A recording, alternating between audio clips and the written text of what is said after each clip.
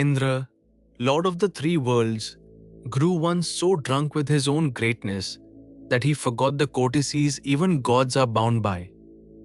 When Brihaspati, preceptor of the gods, foremost in all learning, honored by gods and asuras alike, came to his court, Indra did not rise to receive him, did not offer him a seat, did not do the customary honors. He sat on, in his conceit, and let the great teacher stand. Brihaspati was hurt. He read it rightly as the arrogance of prosperity, and without a word he left the assembly.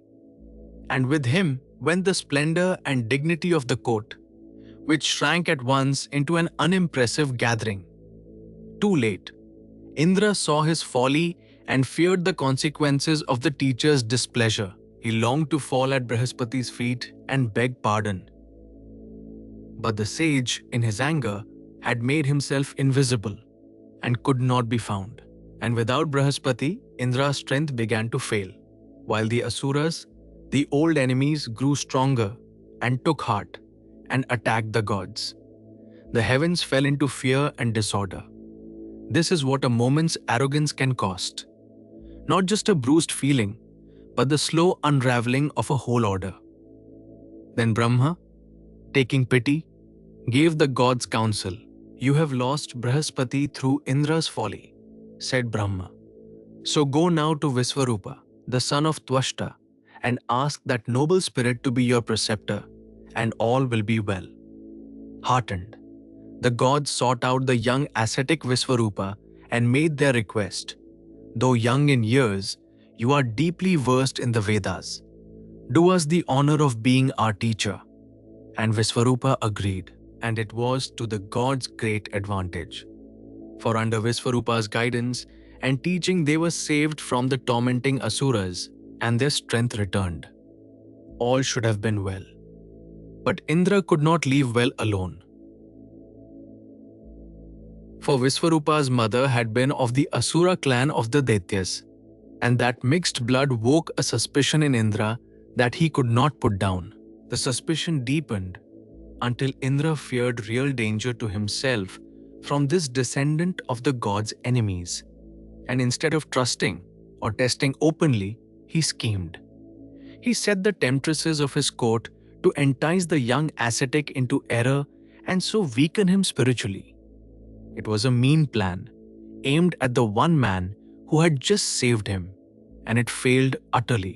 For the artful blandishments of Indra's court beauties had no effect on Visvarupa at all. He held fast to his vow, unmoved. And when the seduction failed, Indra's fear curdled into something far worse. Unable to corrupt the sage and unwilling to trust him, he decided simply to be rid of him. Mistrust, unchecked, has a way of arriving at murder. And so one day, Indra killed the innocent Visvarupa with the Vajra. His thunderbolt struck down the very teacher who had rescued the gods. It was a great sin, and the universe shuddered at it. The king of the gods had murdered a Brahman, a sage, a benefactor, out of nothing but his own fear. And such a sin does not stay contained within the one who commits it. The story tells that the whole world suffered vicariously for Indra's sin. Portions of the earth turned barren and alkaline, unfit for growing. Troubles and afflictions came upon women. Even the frothing of water is traced to that day. The guilt of a king spilled out across creation, and the innocent paid part of the price, as the innocent so often do for the sins of the powerful. But the sharpest reckoning came from a father's grief. Twashta, mad with rage and sorrow at Indra's cruel killing of his son, performed a great sacrifice for vengeance, and out of the sacrificial flames sprang a being made to be Indra's doom, Vritra. Twashta sent him forth with a father's curse for a blessing. "Enemy of Indra, be strong and kill Indra." Vritra set out against the king of the gods, carrying all his maker's fury, and a great battle broke out between them. Thunder clashed against iron, and the heavens trembled, and to the horror of the watching gods, Vritra was winning. The sin Indra had committed was coming back for him now, in the shape of a monster born from a grieving father's fire. As the battle turned against Indra, the rishis and gods, in their fear, took refuge in the great Vishnu, and Vishnu gave them heart. "Be not afraid," he said. "I will enter Indra's Vajra, and in the end he will win." Reassured, they went away comforted. But Vishnu's help would come with a hard bargain wrapped inside it, for the way to victory now lay through deceit. For the gods went to Vritra and urged him to make peace with Indra. "You are equal in strength and valor. Be friends." And Vritra answered honestly, "Blameless ones, how can Indra and I be friends? Forgive me. But there can be no friendship between rivals for supremacy. Two great powers cannot share one sky." He saw the truth of his situation more clearly than the gods pretended to. "Do not doubt so," said the rishis. "Two good souls can be friends, and friendship often follows hostility." And Vritra yielded, but warily. "Well, I will cease fighting," he said. "But I have no faith in Indra. He may take me unawares. So I ask a boon, that Indra may never kill me, not by day nor by night, not with any weapon dry or wet, not with stone or wood or metal, nor with any arrow." "So be it," said the gods. Hostilities ceased, and Vritra's fears were soon proved right. Indra only feigned friendship. All the while, he was waiting for his chance to break it. One evening, he came upon Vritra on the seashore and fell on him in the twilight, that hour which is neither day nor night, and so slips through the boon's protection. The truce was a lie from the start, and Indra had been hunting the loophole in it all along. The battle raged on the shore, and Vritra fought nobly even as he was betrayed. Praising Vishnu, he called out to his attacker, "Meanest of the mean, why do you not use the unfailing Vajra? It is hallowed by Hari. Use it against me, and I shall reach blessedness through Hari."